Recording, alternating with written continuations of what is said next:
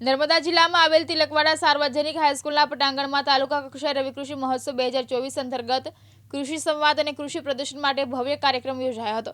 આ કાર્યક્રમમાં તિલકવાડા મામલતદાર મનીષ આર્યા અને તાલુકા વિકાસ અધિકારી અતુલ રાઠવા મુખ્ય મહેમાન તરીકે ઉપસ્થિત રહ્યા હતા।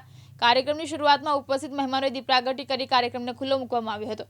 ત્યારબાદ મંચ ઉપર ઉપસ્થિત મહેમાનોને પુષ્પગુચ્છ આપી મહેમાનોનું સ્વાગત કરવામાં આવ્યું હતું। સાથે જ કાર્યક્રમ દરમિયાન સરકારની કૃષિલક્ષી વિવિધ યોજનાઓ વિશે ખેડૂતોને માહિતગાર કરવામાં આવ્યા હતા। તિલકવાડા તાલુકા ખાતે ખેડૂતોને રવિ પાકો વિશે આધુનિક તાંત્રિકતા, પાક મૂલ્ય વૃદ્ધિ, ખેતી અને બાગાયતી પાકોમાં મૂલ્યવર્ધન અને પ્રાકૃતિક કૃષિ વિશે જરૂરી માર્ગદર્શન અને તાંત્રિકતા નવીન પદ્ધતિઓ વિશે માર્ગદર્શન મળી રહે એ બાબતે રાજ્ય સરકારશ્રીના કૃષિ, ખેડૂત કલ્યાણ અને સહકારી વિભાગ સચિવાલય દ્વારા સૂચિત અને જિલ્લા વહીવટીતંત્ર નર્મદા તેમજ તાલુકા પંચાયત કચેરી અને તાલુકા વહીવટીતંત્ર તિલકવાડા દ્વારા રવિ કૃષિ મહોત્સવનું આયોજન કરવામાં આવેલ હતું। આ કાર્યક્રમનું આયોજન આજરોજ તિલકવાડા તાલુકા ખાતે KM શાહ સાર્વજનિક હાઈસ્કૂલના પટાંગણમાં આયોજન કરેલ છે અને એમાં બહોળી સંખ્યામાં ખેડૂતો ઉપસ્થિત રહેલ છે।